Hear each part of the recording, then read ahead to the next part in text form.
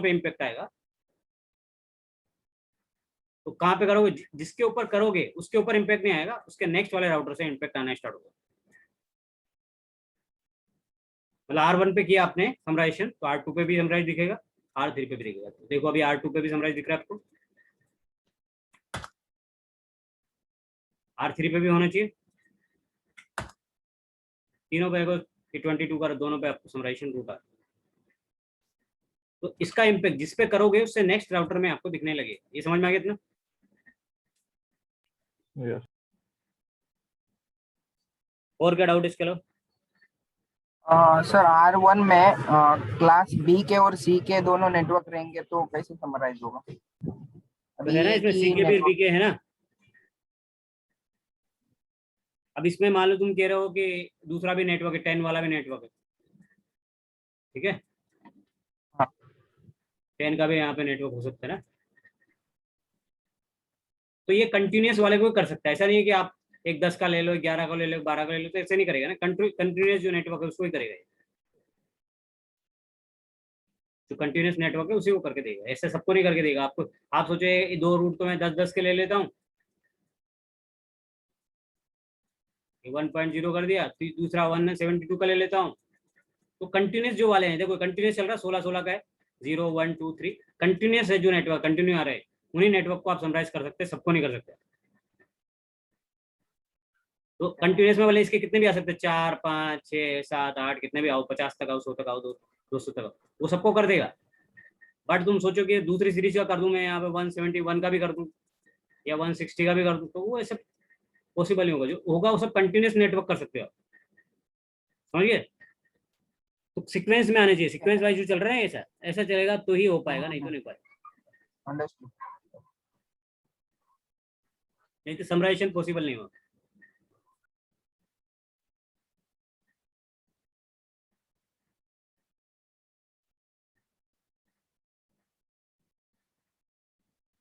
और कुछ क्वेश्चन है इसके अलावा?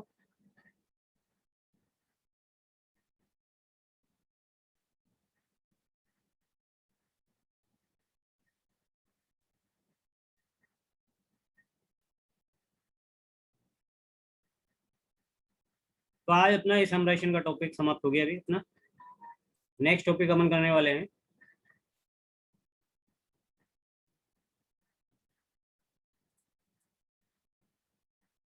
लोड बैलेंसिंग का, देखेंगे। तो आज थ्योरी, थोड़ी सी थ्योरी देख लेंगे। लोड बैलेंसिंग का मतलब समझते हो कि जो मल्टीपल रूट रहते हैं, जैसे आपके एक BSNL का नेटवर्क है और आपका एक एयरटेल का नेटवर्क है, तो दोनों पे आपको लोड बैलेंसिंग करनी है। लोड बैलेंसिंग दो तरह की होती है, एक इक्वल होती है, एक अनइक्वल होती है। इक्वल मतलब ऑटोमेटिक, जितना एक पैकेट इधर गया तो एक पैकेट नीचे भी जाएगा, एक पैकेट इधर जाएगा तो एक नीचे भी जाएगा, तो वो इक्वल कहलाती है। अनइक्वल में मतलब हो जाएगा 2 पैकेट इधर भेजेंगे तो एक पैकेट इधर भेजिए, तो वो अनइक्वल कहलाती है। तो ये EHRP मात्र ऐसा प्रोटोकॉल है जहाँ पे इक्वल भी करता है और अनइक्वल लोड बैलेंसिंग भी आपको सपोर्ट करता है। इक्वल तो करता है, साथ में अनइक्वल भी करता है। तो इक्वल लोड बैलेंसिंग और अनइक्वल, सभी प्रोटोकॉल, इक्वल लोड बैलेंसिंग तो सभी प्रोटोकॉल करते हैं, चाहे वो आपका वेस्टवेप हो, रिप हो, BGP हो, वो सब इक्वल तो करेंगे ही। लेकिन अनइक्वल एकमात्र ऐसा प्रोटोकॉल है जो करता है, वो है आपका EIGR। तो route with the lowest equal metric are install in the routing table, equal cost load balancing, उसको इक्वल कॉस्ट बोलते हैं। यदि इक्वल कॉस्ट आ रही है दोनों की, मान लो इसकी भी कॉस्ट 100 आ रही है, सामने वाले की भी 100 आ रही है, तो दोनों क्या कॉस्ट क्या हो गया, इक्वल हो गया, तो उसको बोलते हैं equal cost load balancing. There can be up to 16 entry in the routing table for same destination, तो मतलब जब कितना 16 नेटवर्क तक वो आपको क्या कर सकता है, इक्वल लोड बैलेंसिंग एक राउटर कर सकता है। देयर कैन बी, इसमें EHRP के अंदर 16 एंट्री कर सकता है। The number of entry is configure default for, और डिफॉल्ट कितनी है, मान लो आपने कुछ बताया नहीं उसको कितनी लेना है, मतलब कितने नेटवर्क को इक्वल लोड बैलेंसिंग करनी है, तो डिफॉल्ट 4 को ही करेगा, 4 रूट को करेगा। मैक्सिमम कितने को करेगा, 4 को। यदि आप मैनुअली उसको बताओगे 16 तक, तो मैनुअली आपने मेंशन कर दिया, मैक्सिमम आप बता सकते हो, मैक्सिमम इतना भाई, इतना 10 होना चाहिए या 16 होना चाहिए, तो 16 नेटवर्क तक वो लोड बैलेंसिंग आपका कर सकते हैं। लोड बैलेंसिंग का मतलब क्या है, जैसे आपका है, आपका एक ब्रांच है, ये आपका स्विच लगा है और यहाँ एक आपका राउटर लगा है। इस राउटर से आपके स्विच में 2 कनेक्शन आ रहे हैं। तो ये एक बीएसएनएल का कनेक्शन है आपका, एक एयरटेल का। अब क्या होता है कि इक्वल लोड बैलेंसिंग नहीं, यानी इक्वल लोड बैलेंस मतलब इक्वल लोड बैलेंसिंग नहीं किया तो क्या हो जाएगा आपका, क्या हो जाएगा कि बीएस एक ही लिंक यूज होगा, तो बीएसएनएल यूज होगा या एयरटेल यूज होगा, दोनों को आप यूटिलाइज करना है। तो फिर आपको इक्वल लोड बैलेंसिंग तो ऑटोमेटिक कर ही देगा दी, लेकिन वो कब करेगा जब इक्वल कॉस्ट होगी। कॉस्ट नहीं होगी तो फिर एक ही पे जाएगा, तो बीएसएनएल पे जाएगा या एयरटेल पे जाएगा। तो ऐसे आप डिफॉल्ट 4 नेटवर्क भी होंगे आपके पास, एक बीएसएनएल हो गया, एक एयरटेल हो गया, एक जियो हो गया, एक वोडाफोन हो गया। ये 4 को एक बार क्या कर सकता है, डिफॉल्ट कर सकता है, और मैक्सिमम कितने को कर सकता है, 16 को कर सकता है। तो जो EIRP होते हैं उसमें जो अनइक्वल लोड बैलेंसिंग किए जाते हैं वो वेरिएंस कमांड के थ्रू किया जाता है। Variance is a configure for unequal cost balancing. Variance is a multiplier of FD, जो हमने बोला था FD मतलब feasible distance of the successor. Default is 1 equal cost load balancing. तो इक्वल कॉस्ट लोड बैलेंसिंग में जो आपका वेरिएंस रहता है डिफॉल्ट, उसकी वैल्यू कितनी रहती है, 1 होती है। और जो अनइक्वल रहेगा उसमें आप अपना एक मेथड है उससे निकाल के फिर आप क्या करते हो, एक वैल्यू आती है उसको मल्टीप्लायर में लिखते हो, यहाँ पे क्या वैल्यू है उसके हिसाब से वो राउटर क्या करता है, load balancing unequal load balancing करता है। तो लोड बैलेंसिंग क्या है पहले हम ये समझ लेंगे कि लोड बैलेंसिंग का मतलब क्या हो रहा है कि आपके पास मल्टीपल रूट है और उन पर आपको ट्रैफिक भेजना है। सिंगल एक ही पे जाना है तो उसमें कोई लोड बैलेंसिंग की जरूरत ही नहीं हो, तो एक तो रूट तो अपना आप ऑटोमेटिक जाएगा।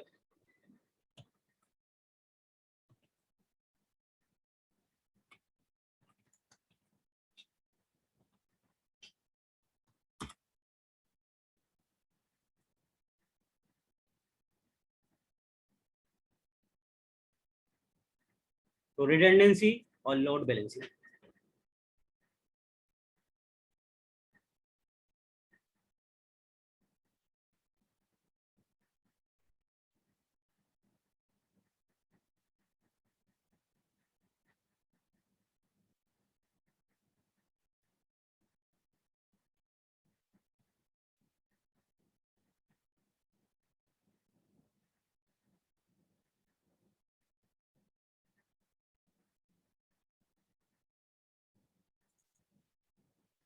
वो लोड बैलेंसिंग इसमें बराबर दिया नहीं।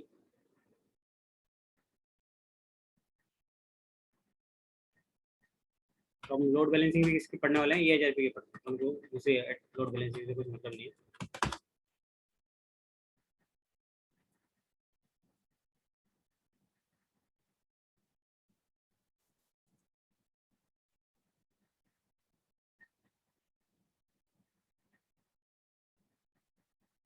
EIRP loading by default, EIRP support equal cost load balancing or 4 links.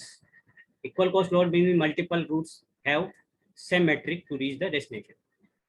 अब लेट बैलेंसिंग कैसे होगा, जैसे R1 को ये PC है, इसको मान लो R1 पर जाना है तो उसके पास 2 रास्ते हैं, इधर से भी जा सकता है, इधर से भी जा सकता है। इक्वल लोड बैलेंसिंग होगी तो क्या करेंगे, एक पैकेट इधर भेजेगा, एक पैकेट नीचे भेजेगा, तो इसको बोलते हैं इक्वल कोस्ट लोड बैलेंसिंग। मतलब इसके पास कितने 2 सक्सेसर है, R2 भी इधर सक्सेसर है, R3 भी, तो पैकेट एक बार इधर से घूम के ऐसे जाएगा, R2 यहाँ पर जाना है, एक बार ऐसे घूमते हैं, तो हर बार लोड बैलेंसिंग उसको बोलते हैं equal cost load balancing. Unequal में क्या हो जाता है, पैकेट 2 पैकेट इधर भेजा तो 1 पैकेट इधर भेजेगा, इधर 4 भेजा तो इधर 3 भेजेगा। ऐसा होता है जो मल्टी मतलब सेम पैकेट साइज नहीं भेज रहा है, पैकेट नहीं भेज रहे तो वो हो जाते हैं अनइक्वल लोड बैलेंसिंग।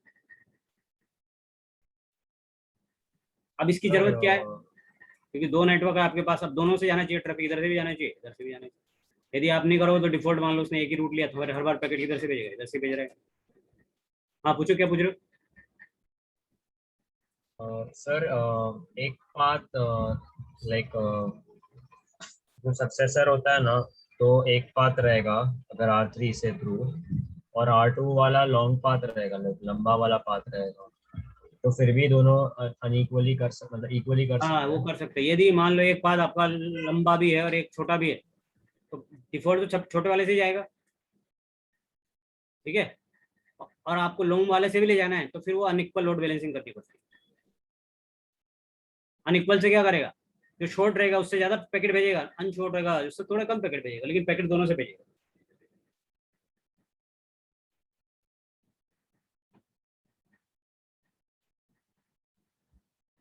तो इसलिए दो तरह का आपके यहाँ पे लोड बैलेंसिंग होगी एचआरपी के अंदर, equal load balancing, unequal load balancing.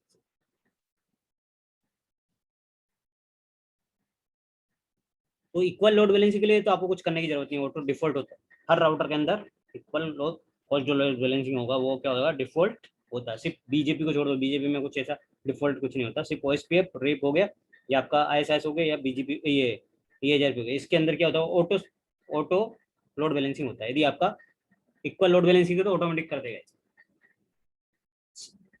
और बाकी वाले प्रोटोकॉल है आपके ओएसपीएफ रेप, ये अनइक्वल लोड बैलेंसिंग को सपोर्ट नहीं करता, रेप भी नहीं करता, ओएसपीएफ भी नहीं करता, आईएसएस भी नहीं करता। लेकिन आपका एकमात्र ईएचआर प्रोटोकॉल है जो इक्वल के साथ साथ अनइक्वल को भी सपोर्ट करता है, दोनों को सपोर्ट करता है। और उसको अनइक्वल को करने के लिए उसको एक वेरिएंस के थ्रू करता है, वो अभी अपन बाद में समझेंगे वेरिएंस में क्या है कैसे। तो आज अपन क्लास इतना ही करेंगे, और इसमें कुछ सब पूछना है आपको तो पूछो आप। तो थोड़ा बहुत मैंने इंट्रोडक्शन आपको दिया है, चाहिए तो आप definition in unequal load balancing यहाँ से लिख लेना, ये वाला डेफिनेशन लिख लो।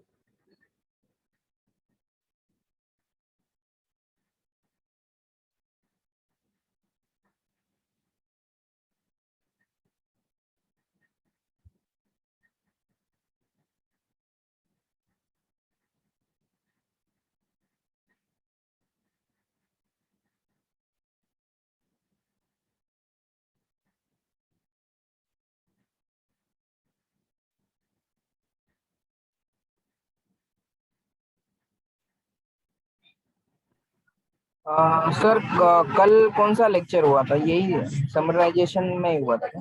हाँ, थ्योरेटिकल पार्ट होगा, आज प्रैक्टिकल पार्ट होगा। तो तुम ऐसा करना कि वो जो हमारा चैनल है यूट्यूब का चैनल, उस पर जाके ये यहाँ पे अपलोड भी किए कर दिए है ना अपलोड? सब अपलोड है पूरा, जब तक का है ना ये समराइजेशन दिया ना, ये वाला किया था कल, दिख रहा है ये वाला किया जाए समराइजेशन, लोग करते नहीं। इसका लिंक ये करो ना, शेयर करो ना, शेयर किया है क्या? शेयर ही है वो, पुराने वाले में तू खोलना, जैसे यहाँ पे जाएगा है ना, तो यहाँ पे जाने का, वीडियो पुराना वाला खोल और उस पर वीडियो पे जाने का, यहाँ सब दिखेगा कौन सी तारीख का है, ये आज ही का डाला ना, 4 घंटे पूरा। हाँ चलेगा चलेगा। पुराना कोई वीडियो हो ना, पुराना जिसमें तुमने देखा है, और इसको यहाँ पे सब क्या करो, यहाँ पे कर लो, या तो तुम चैनल को सब्सक्राइब नहीं करना है तो यहाँ पे ये जो लिंक बन रहा है बुक मार्क, इसको कर लो, ताकि बुक मार्क से भी आपको याद रहेगा, इसको ऐड कर देना, तो यहाँ नाम लिख देना आपको, ये नाम रहेगा, और डन कर देना। तो ये आपको यह है, सब्सक्राइब करने की जरूरत नहीं, याद रखने के लिए ये सबसे बड़ा काम, अच्छा काम। नहीं तो आप ढूंढोगे अरे नाम क्या था, कहाँ मिलेगा, तो ढूंढने की जरूरत नहीं है। फिर आप जैसे यहाँ पे ये जैसे मैंने किया है, इसको ऐड कर दिया, तो मैं यहाँ पे जाऊँगा इसके बुक मार्क में, देखो यहाँ पे बुक मार्क है, अभी इतने सारे हैं, मेरे को पता नहीं चलेगा, तो नीचे जाने का, लास्ट में आया वो क्या है, नेटवर्क IPv4 पे आएगा, वो नेटवर्क वो अपना आप ये खुल जाएगा। तो बुक मार्क करके मान लो इसको, क्योंकि आपको सर्च करने में जाना है, तो बुक मार्क पे जाने का, और लास्ट में जहाँ पे भी आपने उसको सेव किया हुआ है, लास्ट क्लास में जाकर सेव होता है। ये खुल गया, अभी खुल जाएगा, खुल गया। सबसे इजी काम यही है, क्योंकि नाम में क्या, नाम याद आपको रहेगा नहीं रहेगा, नाम से भी मिलना थोड़ा मुश्किल होता है, क्योंकि नाम में क्या है कि अपना चैनल इतना पॉपुलर तो है नहीं, तो आपको नाम से मिल जाएगा। जैसे मैंने लॉग आउट कर दिया तो ढूंढने में दिक्कत आती है, अभी नाम से सर्च नहीं होता।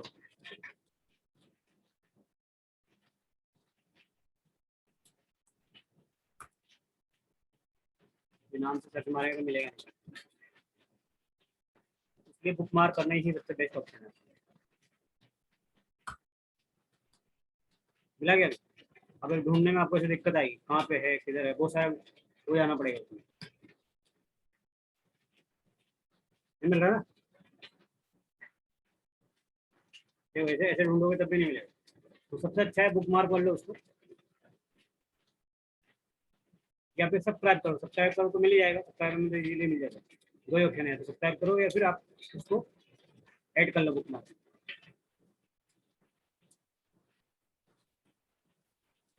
तो आपको बार बार खोजना नहीं पड़ेगा कहाँ पे है वीडियो किधर है।